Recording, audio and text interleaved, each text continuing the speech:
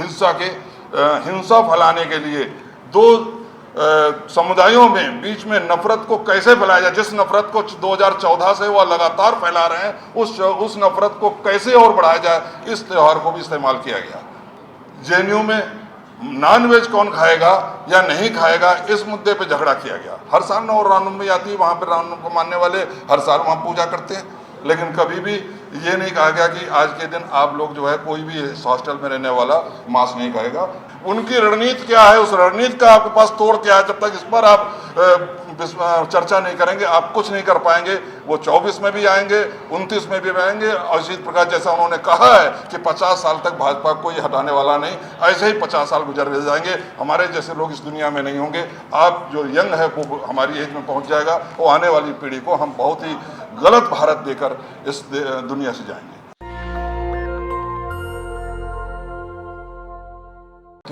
131वीं जयंती के अवसर पर जो आज ये कार्यक्रम हुआ है, उसके लिए आप सब यहाँ आए, आप सबका स्वागत है और अभिवादन है।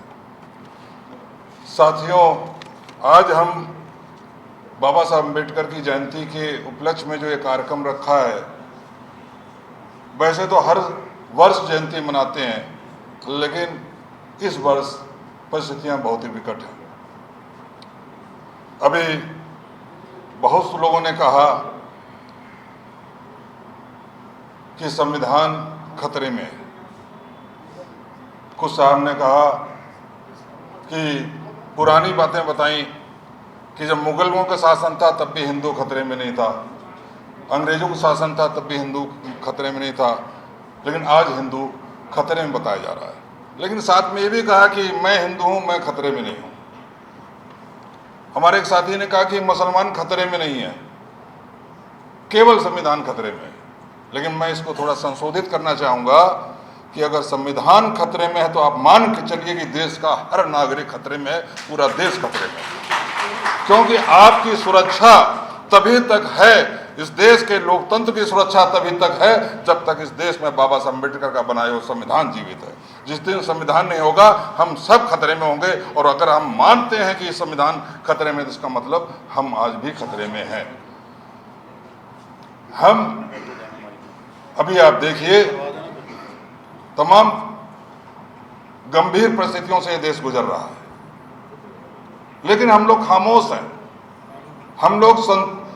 हमारी आदत पड़ गई है कि कितनी भी परेशानियां हो उसमें अपने को संतुष्ट कर लेते हैं। हम अपना उसमें गुजर बसर करने की हमारी जो आदत है, उससे हम बाहर नहीं निकल पाते, संघर्ष नहीं कर पाते। हमारे महापुरुषों ने संघर्ष करना सिखाया, लेकिन हम संघर्ष नहीं करते। आप देखिए, उदाहरण के लिए महंगाई का, श्रीलंका में महंगाई है, वहां लोग सड़कों पर उतर आए, वहां पर सारे मंत्रियों को इस्तीफा देना पड़ गया, केवल राष्ट्रपति एक बचे, राजपक्षे, उनको आपातकाल लगाना पड़ा।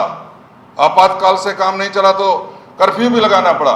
लेकिन वही हालत इस देश में भी है, लेकिन कोई सड़क पर नहीं है। वहां पर 260 रुपए पेट्रोल चल रहा है, यहाँ पर 110-115 चल रहा है। लेकिन अगर इंडियन रुपीज के हिसाब से देखें तो यहाँ का 25 पैसे का बराबर वहाँ का 1 रुपया है। इसका मतलब वहाँ पर पेट्रोल आज भी 70 रुपए से नीचे है, लेकिन वहाँ आदमी सड़क पर है। वहाँ 290 रुपए चीनी है और भारतीय रुपए के हिसाब से 70 रुपए में चल रही है, लेकिन वहाँ आदमी सड़क पर है, हम सड़क पर नहीं है। ये अंतर है हमारे अंदर। हम महापुरुषों की बात तो करते हैं, लेकिन संघर्ष करने का जज्बा हमारे अंदर नहीं है। इसके वजह से हम ये सारी परिस्थितियों का, सारी परेशानियों का सामना करते हैं। रामनवमी के दिन आप देखिए, हर साल राम की जयंती उनका जन्मदिन मनाया जाता है, जो लोग उनको मानते हैं। मैं नहीं मानता हूं, लेकिन जो मानते हैं, बड़ा समुदाय है, मानता है। लेकिन कभी आपने हिंसा नहीं देखी होगी, लेकिन इस बार आप देखिए, उस त्योहार को भी हिंसा फैलाने के लिए दो समुदायों में बीच में नफरत को कैसे फैलाया जाए। जिस नफरत को 2014 से वह लगातार फैला रहे हैं, उस नफरत को कैसे और बढ़ाया जाए, इस त्यौहार को भी इस्तेमाल किया गया। जगह जगह मुस्लिम बस्तियों में जुलूस ले जाया गया, वहां पर भड़काऊ बयान दिए गए, भड़काऊ नारे दिए गए, जिससे जब वो लोग पथराव करें तो वहां पर पुलिस जाए और उन पर लाठीचार्ज करे और बाद में उनके मकानों पर बुलडोजर चलाया जाए। ये सब जगह हुआ, करीब 6 प्रदेशों में हुआ, बंगाल से लेके हरियाणा, मध्य प्रदेश, उत्तर प्रदेश और दिल्ली, सब जगह हुआ। जेएनयू में नॉनवेज कौन खाएगा या नहीं खाएगा, इस मुद्दे पे झगड़ा किया गया। हर साल नौ रामनवमी आती है, वहाँ पर रामनवमी को मानने वाले हर साल वहाँ पूजा करते हैं, लेकिन कभी भी ये नहीं कहा गया कि आज के दिन आप लोग जो है, कोई भी इस हॉस्टल में रहने वाला मांस नहीं खाएगा। वहाँ एक प्री प्लान तरीके से सुनियोजित साजिश के तरीके के तहत वहाँ पर वो इन स्टूडेंट पर जो उस दिन मांस खाना चाहते थे उनके ऊपर हमला किया गया। अभी आप उत्तर प्रदेश का चुनाव देख लीजिए, चुनाव भी खत्म हुए हैं और वो पार्टी जिसके लिए ये कहा गया, भाजपा ने कहा कि अगर ये लोग आएगी तो गुंडों की सरकार आ जाएगी, जो उनको गुंडों की सरकार कहकर गुंडों की पार्टी करके प्रचारित किया, उसी के आधार पर उनको वोट मिला। एमएलसी के चुनाव में उनके भी प्रत्याशियों को उनका नॉमिनेशन पेपर छीन लिया गया, उनको गिरा के मारा गया। तो जब वो पार्टी जिसको कि आप दबंगों की पार्टी कहते हो, गुंडों की पार्टी करते हो, उनका भी हाल आप ये कर लेते हो तो आपको क्या जाए। मतलब वो महागुंडे हैं, लेकिन हम फिर भी घर में बैठे हुए, चुप बैठे हुए। उत्तर प्रदेश का चुनाव हुआ, रिजल्ट निकला 10 तारीख को, मोदी दूसरे दिन अहमदाबाद पहुंच गए प्रचार करने के लिए, लेकिन हम लोग घर से बाहर नहीं निकल रहे, हमारी पार्टियां तो नहीं निकल रही, हमारे सामाजिक संगठन भी नहीं निकल रहे। ये हाल है और हम कहते हैं कि संविधान खतरे में। संविधान खतरे तो हम 2 साल से हम मना रहे हैं कि संविधान खतरे में, उसको बचाना है। 2 साल से हम कह रहे हैं, तमाम प्रोग्राम कर रहे हैं। ईवीएम की बात उठाई, ईवीएम के लिए भी हम तमाम कार्यक्रम करते रहे। किस तरीके से रिजर्वेशन खत्म किया जा रहा है, प्राइवेट सेक्टर में यहाँ की कंपनियां बेची जा रही हैं, ये सारी बातें सैकड़ों चर्चाओं के माध्यम से, संगोष्ठी के माध्यम से, सेमिनार के माध्यम से लोगों तक होती रही और ये लगा कि अगर इतना बड़ा हम काम कर रहे हैं तो ये फांसीवादी ताकतें उत्तर प्रदेश के चुनाव में हारेंगी, जैसे कि बंगाल में हारी थी, लेकिन फिर भी वो सत्ता में आई और बड़े दबंगई के साथ आई, बहुमत के साथ आई। तो हमें इन बातों पर भी ध्यान रखना होगा। खाली हम विभिन्न मुद्दों पर संगोष्ठी करने से ही समाज में परिवर्तन नहीं आने वाला। फांसीवादी ताकतों को आप रोकने वाले नहीं हैं। उनकी रणनीति क्या है, उस रणनीति का आपके पास तोड़ क्या है, जब तक इस पर आप चर्चा नहीं करेंगे आप कुछ नहीं कर पाएंगे। वो 24 में भी आएंगे, 29 में भी आएंगे और इसी प्रकार जैसा उन्होंने कहा है कि 50 साल तक भाजपा को ये हटाने वाला नहीं, ऐसे ही 50 साल गुजर जाएंगे, हमारे जैसे लोग इस दुनिया में नहीं होंगे। आप जो यंग है वो हमारी एज में पहुंच जाएगा, वो आने वाली पीढ़ी को हम बहुत ही गलत भारत देकर इस दुनिया से जाएंगे। तो इस बात पर चर्चा होनी चाहिए। अभी 5 किलो अनाज की सबको मालूम है और सारी संस्थाएं उन्होंने खरीद ली हैं। सुप्रीम कोर्ट के बारे में अक्सर कहते हैं कि उनके मनवाबिक फैसले आते हैं। एक चीज पर मैं आप लोगों का ध्यान दिलाना चाहूंगा, आप ईवीएम की चर्चा कर रहे हैं, ईवीएम को हटाया जाए। इलेक्शन कमीशन ने अभी अधिसूचना जारी होने के कुछ दिन पहले नई वोटर लिस्ट जारी करी और उसमें हर विधानसभा से 15 से 20 हजार वोट गायब कर दिए। हमें मौका भी नहीं दिया गया कि जिनका वोट गायब था वो लोग वहां पर दोबारा वोट बनवा सकें, अपना जो है प्रोटेस्ट दाखिल कर सके। तो इस तरीके से आधा चुनाव तो पहले जीत लिए, आधा चुनाव 5 किलो अनाज से जीत लिए। डीएम के को आदेश दे के कि जहाँ 5000 से अगर हम हार रहे हैं तो वो सीट हमें चाहिए, वरना तुम डीएम की कुर्सी पर रहो। इन तमाम हथकंडों से थे, मतलब वो हर हथकंडा अपना रहे हैं कि अपना वोट बढ़ाने का, और हम सिर्फ संगोष्ठियों तक ही सीमित है। आप देखिए, हम अम्बेडकर जयंती मना रहे हैं, बाबा अम्बेडकर जयंती वो भी मना रहे हैं। उन्होंने अभी 11 तारीख को ज्योतिबा राव फुले की जयंती थी, उन्होंने उस पर जो है सारे अखबारों में वहाँ पे बड़ी बड़ी उनको नमन करते हुए अपना विज्ञापन डाला।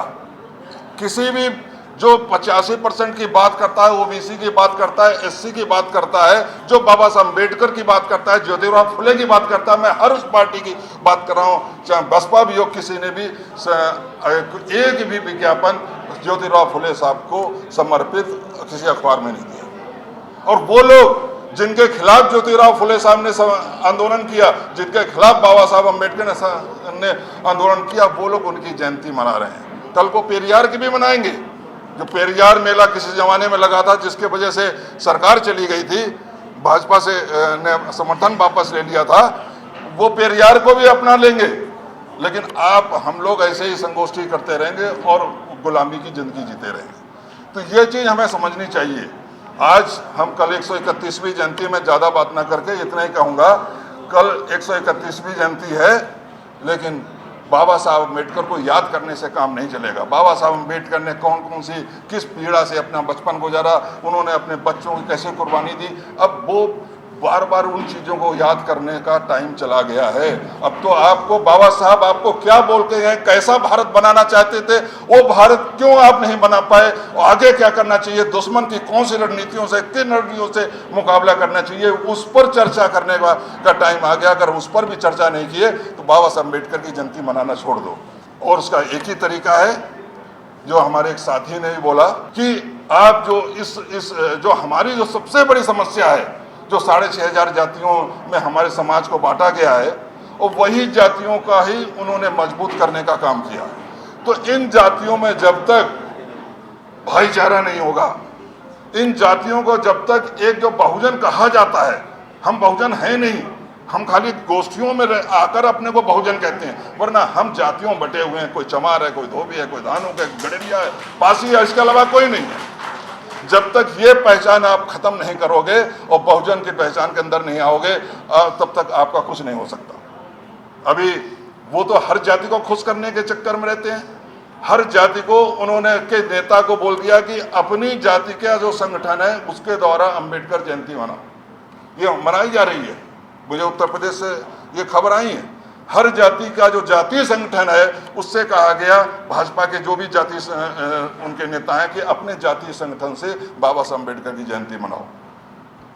तो आप ये सोचिए कि हम लोग जो है इसी में रहते हैं कि प्रोग्राम हो रहा है तो भाई उसका बैनर किस जाति के नेता का है, या उस संगठन का संयोजक कौन सी जाति का है, तब तो हम जाएंगे, तब बनना नहीं जाते। तो इन चीज़ों से ऊपर उठना होगा, विभिन्न जातियों के बीच में भाईचारा पैदा करना होगा। हम रोटी बेटी की बात करते हैं, रोटी बेटी की बात कम से कम मित्रता ही पैदा कर लें, एक साथ उठना बैठना शुरू कर लें। हम अगर अपने हितों को जाति हितों से ऊपर उठाकर सामूहिक हितों को अपना मुख्य उद्देश्य मान लें कि जो हमारा सबका हित है वही हमारा हित है, जो सबकी परेशानी वही हमारी परेशानी है, तभी हम इस लड़ाई को जीत पाएंगे। हम लोग अगर ये काम नहीं कर पाए, विभिन्न जातियों में भाईचारा पैदा नहीं कर पाए और सबको एक सूत्र में पिरोकर एक पीड़ा सबको का एहसास नहीं करा पाए, अपनी पीड़ा अलग अलग एहसास करोगे तब कुछ नहीं हो सकता।